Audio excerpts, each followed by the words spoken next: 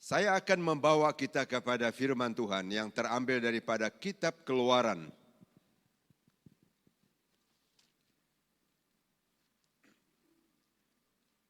Keluaran pasal 15, ayat 22 hingga 27. Bacaan lengkapnya sambung kepada pasal 16. Namun saya akan membaca bagi kita Keluaran 15, ayat 22 hingga 27. Demikian firman Tuhan. Musa menyuruh orang Israel berangkat dari Laut Teberau. Lalu mereka pergi ke padang gurun Syur. 3 hari lamanya mereka berjalan di padang gurun itu dengan tidak mendapat air. Sampailah mereka ke Marah. Tetapi mereka tidak dapat meminum air yang di Marah itu karena pahit rasanya. Itulah sebabnya dinamai orang tempat itu Marah. Lalu bersungut-sungutlah bangsa itu kepada Musa. Kata mereka, apakah yang akan kami minum? Musa berseru kepada Tuhan, dan Tuhan menunjukkan kepadanya sepotong kayu. Musa melemparkan potong kayu itu ke dalam air, lalu air itu menjadi manis. Di sanalah diberikan Tuhan ketetapan dan peraturan-peraturan kepada mereka, dan di sanalah Tuhan mencoba mereka. Firman-Nya, jika kamu sungguh-sungguh mendengarkan suara Tuhan Allahmu dan melakukan apa yang benar di matanya dan memasang telingamu kepada perintah-perintahnya, dan tetap mengikuti segala ketetapannya, maka aku tidak akan menimpakan kepadamu penyakit manapun yang telah kutimpakan kepada orang Mesir. Sebab aku Tuhanlah yang menyembuhkan kau. Sesudah itu sampailah mereka di Elim. Di sana ada 12 mata air dan 70 pohon korma. Lalu berkemahlah mereka di tepi air itu. Jemaat yang kami kasihi di dalam Tuhan Yesus Kristus. Hari ini kita menempuh suatu pengalaman baru yang memasuki hari pertama tahun 2023 bulan Januari ini. Tentu adanya tidak sanggup bangun tadi pagi karena merayakan. Tapi rasanya tidak ada perbedaannya juga bangun pagi ini. Seperti kemarin juga ya. Tapi anugerah Tuhan itu begitu dalam hitungan detik. Berakhirnya 22, lalu memasuki 23. Kita bersyukur kepada Tuhan. Saya akan singkatkan satu tema. Cara pemeliharaan Tuhan itu indah. Cara pemeliharaan Tuhan itu indah. Mungkin ada yang tidak pernah memikir bagaimana Tuhan memelihara hidup ini sampai kepada tengah malam tadi. Hari ini kita melihat kembali. Ya, dalam bacaan ini Allah membebaskan umatnya dari perhambaan di Mesir, bangsa Israel. Lalu keluar dari Mesir dan menuju ke tanah Kanaan yang telah dijanjikan Allah kepada Abraham, nenek moyang bangsa Israel. Allah telah membawa bangsa ini menyeberang Laut Teberau. Ada orang sebut Laut Merah, Laut Gelaga, apa saja namanya. Tapi Laut Teberau lah itu. Allah sangat peduli kepada umatnya dalam semua keadaan. Ini yang berlaku. Di Mesir itu pengalaman ngeri bagi bangsa Israel ini. Ditawan lebih 400 tahun. Lalu sekarang Tuhan membawa mereka keluar karena ingat janji dengan nenek moyang mereka Abraham. Sekarang bebas daripada seluruh pengalaman pahit di Mesir. Lalu mujizat lagi membawa mereka menyeberang Laut Teberau ini. Sekarang mereka berada sudah di seberang. Lalu yang kita baca ini adalah perjalanan waktu mereka telah keluar daripada tepi Laut Teberau. Mari kita lihat firman Tuhan ini. Yang pertama yang kita lihat dalam cara pemeliharaan Allah ini, yang indah ini, bahwa Tuhan hadir pada saat kesulitan. Ini hal pertama. Saat mereka menghadapi kesulitan, lalu Tuhan hadir tepat waktunya. Berjalanlah mereka sesuai dengan bacaan kita dalam Keluaran 15 ayat 22 ini. Mereka sampai di suatu tempat yang dinamakan Gurun Sir. Gurun Sur. Padang Gurun Sur. Dalam terjemahan lama lain lagi bunyinya. 3 hari perjalanan mereka setelah dari tepi laut itu tidak menemukan air minuman. Ini kesulitan. Lalu apabila kita lihat di sini, ayat 24 mengatakan, bangsa Israel bersungut-sungut karena tidak ada air. Setiap orang, setiap manusia apabila diperhadapkan dengan kesulitan, tentunya ada bersungut. Macam-macamlah sungutan kita. Kenapa Tuhan tidak mendengar doa saya? Kenapa Tuhan membiar saya dalam keadaan kesulitan ini? Kalau bangsa Israel bersungut kepada pemimpinnya Musa. Mereka bilang, kalaulah kamu ini Musa tidak membawa kami keluar dari Mesir, kami tidak akan kesulitan dengan air. Di Mesir itu walaupun kerja paksa tetapi ada makan. Sama ada cukup atau tidak, tapi tetap ada. Bangsa Israel bersungut karena tidak ada air. Kesulitan berlaku diikuti dengan bersungut. Setiap orang. Lalu apabila kita lihat seterusnya, mereka sampai ke satu tempat yang disebut Marah. Ada air tetapi pahit. Dari mata air itu tidak boleh diminum, pahit. Maka Tuhan menyuruh, memerintahkan Musa supaya ambil sepotong kayu, buang, lempar ke air itu. Maka menurut firman Tuhan, air dalam perigi itu lalu dirubah Tuhan menjadi manis. Sekarang dapat diminum, ayat 25. Saudara yang kami kasihi, saya pernah ikut, kami 2 ibu ada ikut di tempat itu, mereka sudah buat dia menjadi perigi, ya ada airnya tapi karena itu tidak dipakai lagi, kita pun tidak pernah coba dia. Kenapa dia disebut Marah? Dalam bahasa mereka ini Marah itu pahit. Pahit, kepahitan berlaku, maka namanya Marah.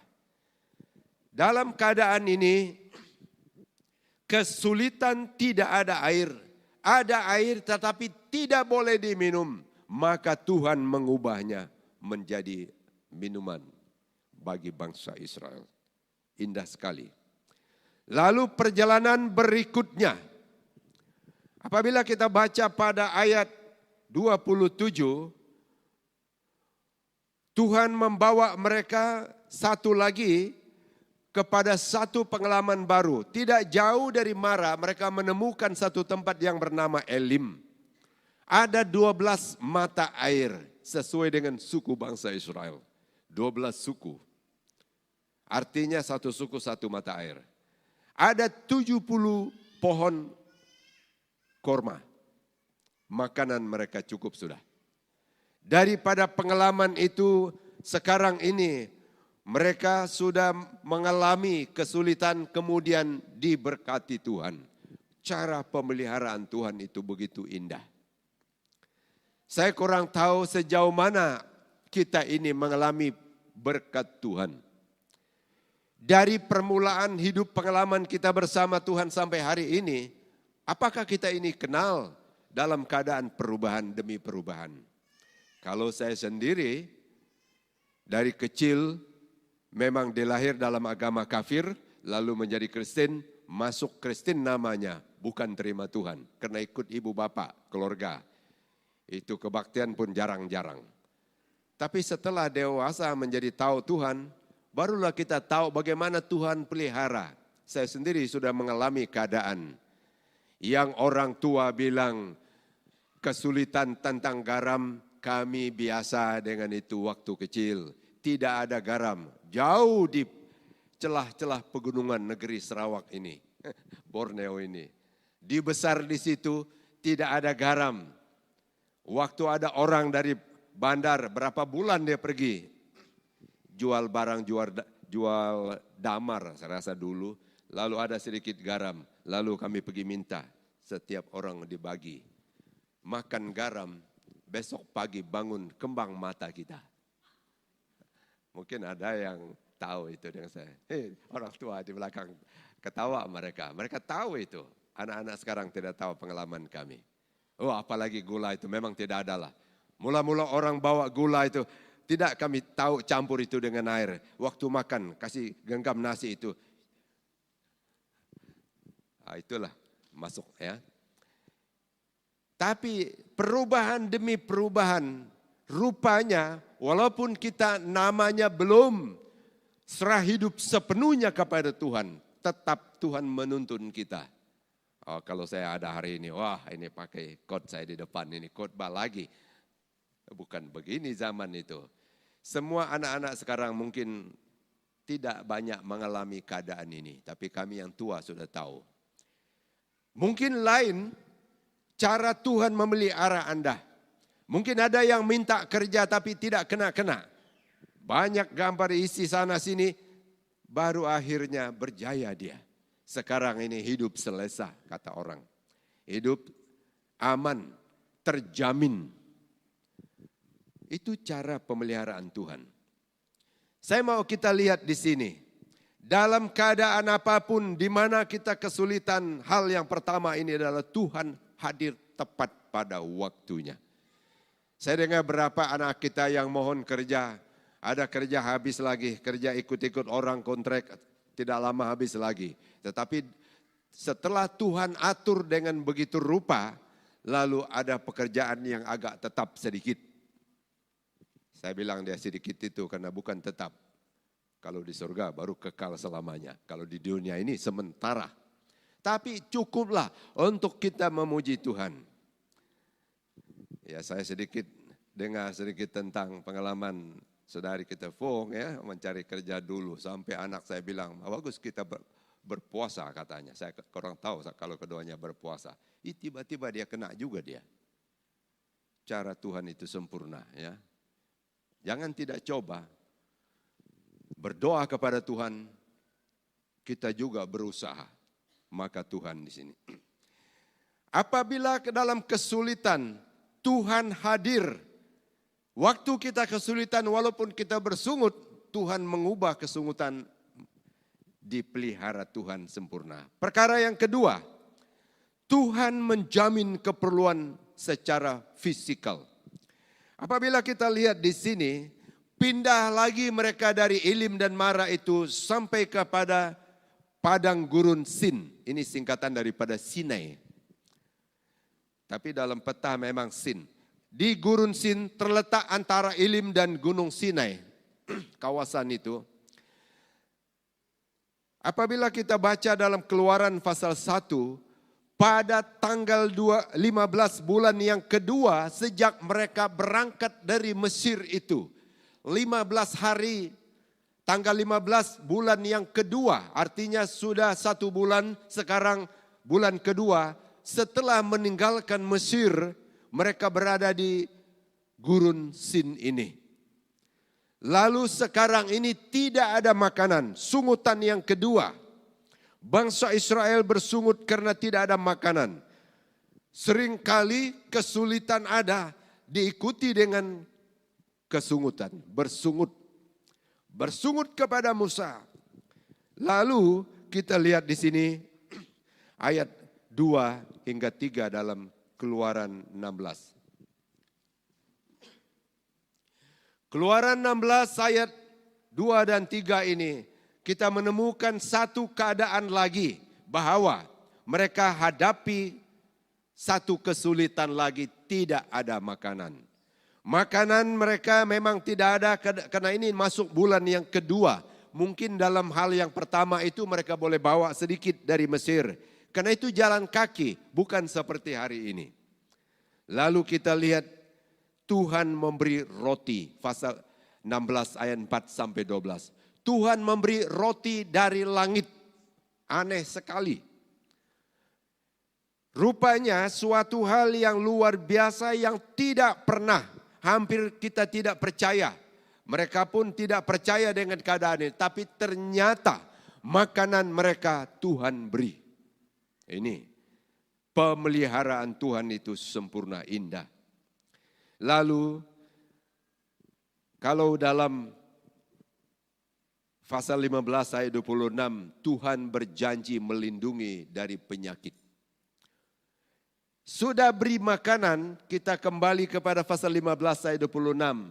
Dia berkata di sini, jika kamu sungguh-sungguh mendengarkan suara Tuhan Allahmu dan melakukan apa yang benar di matanya dan memasang telingamu kepada perintah-perintahnya dan tetap mengikuti segala ketetapannya, maka aku tidak akan menimpahkan kepadamu penyakit manapun yang telah kutimpakan kepada orang Mesir. Jaminan, Tuhan berjanji menjamin memberi seluruh keperluan, juga melindungi daripada penyakit yang dialami semua orang. Dalam pengalaman kita juga, selain makanan, COVID-19 itu membawa kita berkurung selama 2 tahun lebih atau 3 tahun. Bagaimana Tuhan ini tetap melindungi?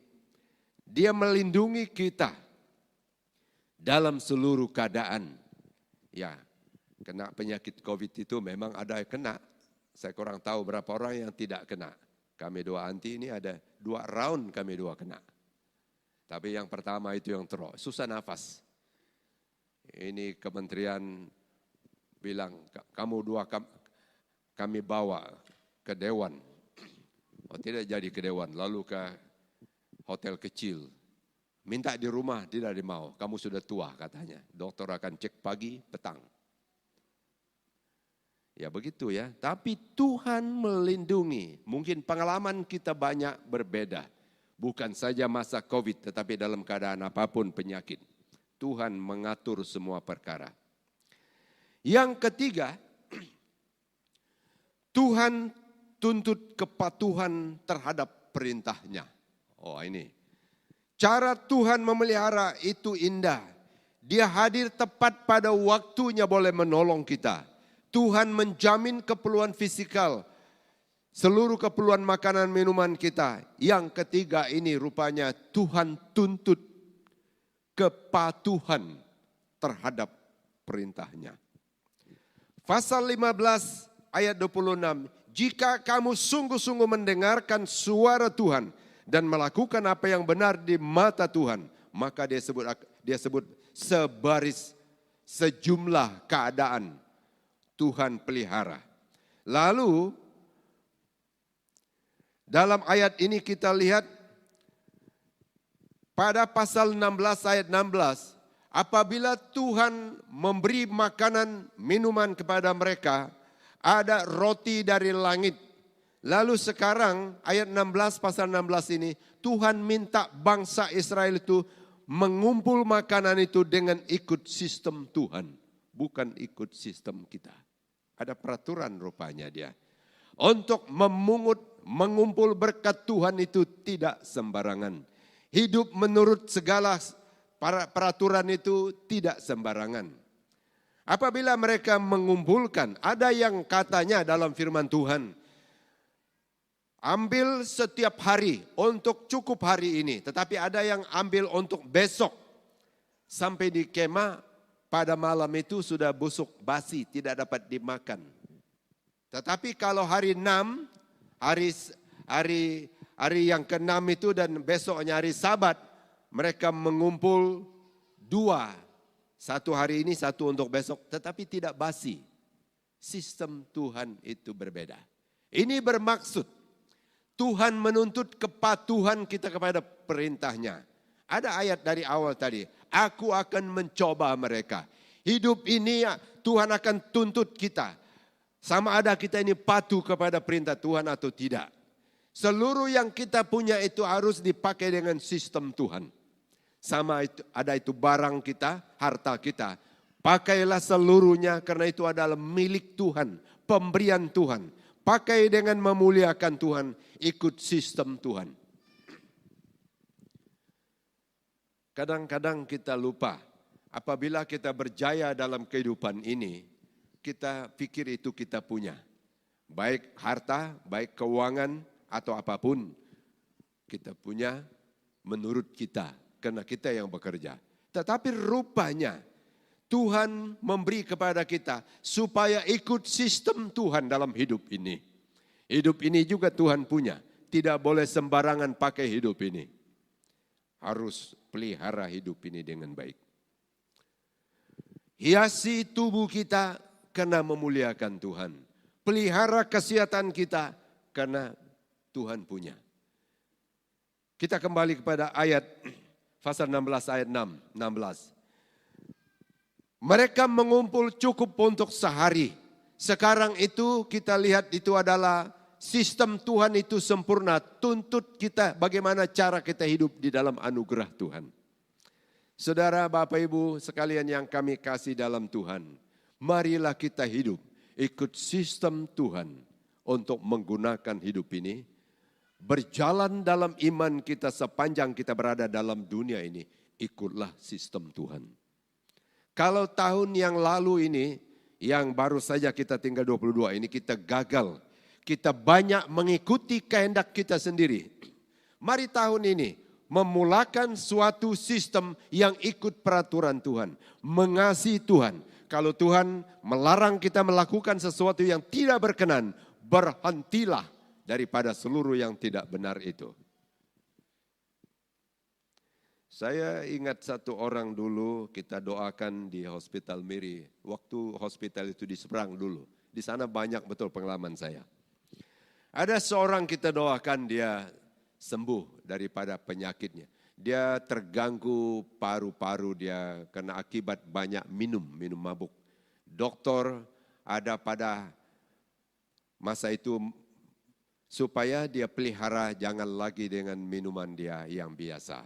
Kebetulan saya hadir dalam satu masa setengah-tengah dokter itu beri taklimat bagi mereka dalam satu ward. Semua mereka dalam penyakit yang sama karena minum. Saya tanya dia, bila dokter ini habis, karena saya mau pulang juga petang, hampir pukul 6. Baru saja mula, mungkin tidak lama lah. 10 menit habis dia. Apa yang dia cakap? Itulah tentang keadaan seperti yang kamu cakap itu katanya. Saya juga pernah melarang dia minum. Tetapi dia betul-betul dia berhenti. Dia berhenti dan dia sehat dalam berapa waktu. Tetapi setelah dia sudah sehat, dia kembali lagi ikut kawan dia. Lalu minum lagi. Itu yang membawa dia sudah pergi selama-lamanya. Saudara, Bapak, Ibu sekalian. Saya tanya dia punya saudara, apa kena dia pulang lagi minum mabuk itu? Dia sebut kata adiknya ikut kawan. Bolehkah kita persalah kita punya kawan? Atau kita sendiri yang salah karena kita ikut dia? Apa salahnya kalau kawan panggil karena biasa sebelum ini katakan saya sudah berhenti dan tidak lagi. Jelaskan bahwa dokter melarang saya ikut lagi. Kalau saya ikut, ada akibatnya. Tapi mungkin dia mau, saya rasa. Karena dia rasa sehat, dia mau. Tinggal kuncinya, nipis saja. Anda mau atau tidak? Berhenti mengubah sikap hidup ini. Kebiasaan buruk itu. Kata firman Tuhan, jika kamu sungguh-sungguh mendengarkan suara Tuhan dan melakukan yang benar di mata Tuhan, maka Tuhan akan pelihara kita. Hidup terjamin, roh kita terjamin, rohani kita bertumbuh. Anda akhirnya masuk ke kerajaan kekal di surga. Saya singkatkan di sini. Pemeliharaan Tuhan itu sangat indah dan sempurna. Merupakan kesimpulan. Tuhan membebaskan kita dari perhambaan dosa, keinginan kita. Tuhan yang membebaskan kita. Tuhan hadir di saat kita dalam kesulitan apapun, Tuhan hadir. Tuhan menjamin keperluan rohani dan jasmani kita apabila kita mengikuti Tuhan. Tuhan menuntut kita supaya patuh dan mengikuti perintahnya dalam dunia ini selama kita hidup. Itu tuntutan Tuhan. Biarlah tahun yang baru ini kita mengikuti tuntutan Tuhan ini. Maka Tuhan akan memimpin kita. Kita akan berdoa untuk mengakhiri firman Tuhan ini. Saya mau kita berdoa bagi orang yang tidak sehat, orang sakit. Ada beberapa nama yang kami doakan dalam beberapa hari ini. Seorang bernama Thomas Ngaang berada di Hospital Nyabau dalam keadaan tenang. Kita doakan dia. Dan seorang lagi dari Data Kakus, dia di Kucing dia, Ernie Lin, itu nama dia, karena lain nama panggilan sayang orang kampung ini. Dia tengah ada kemoterapi, ya kita doakan dia berada di Kucing. Yang lain mungkin ada di tengah-tengah kita dalam keadaan kurang sehat. Waktu kita berdoa ini, kita mau supaya Anda berseru kepada Tuhan pagi hari ini. Dengan ini kita akan berdoa bersama-sama. Mari kita bangkit berdiri bersama-sama. Anda yang ada, baik yang dalam kebaktian ini, taruhkan tanganmu di dadamu, baik yang di rumah, karena kita akan berdoa. Pemeliharaan Tuhan itu sempurna. Mari kita bersama bersatu dalam doa. Bapa kami di sorga, kami bersyukur kepadamu, mengimbas kembali tahun yang telah lalu ini. Kami melihat bagaimana cara Tuhan memelihara kami, memelihara pribadi kami, memelihara keluarga kami dan anak-anak dan cucu kami sehingga hari ini. Kami diberkati Tuhan dengan seluruh keperluan. Kami dituntut supaya mematuhi perintah Allah dalam hidup ini. Tuhan beri kepada kami hikmat kemampuan untuk hidup berkenan kepadamu. Hari ini kami berdoa khusus bagi anak-anak-Mu yang dalam terganggu kesehatannya. Baik mereka yang ada di tengah kebaktian ini. Kami berdoa dalam nama Yesus Kristus. Tuhan memulihkan seluruh keadaan yang tidak mampu kami hadapi. Kuasa-Mu tidak berubah dari dulu, hari ini dan sampai selamanya. Kuasa itu akan menolong. Baik yang terlantar di hospital, di rumah sakit. Kami mohon lawatan tangan kuasa Tuhan. Baik yang ada di rumah, dimanapun kami berada, kami berseru kepadamu. Mohon Tuhan menolong. Sembuhkan, pulihkan seluruh keadaan. Sehingga setiap orang dibebaskan hari ini. Terima kasih Tuhan. Karena firman-Mu kami telah dengar. Berkati kami dengan seluruh kebenaran firman-Mu. Menjadi bekal hidup kami menempuh kehidupan tahun yang baru ini.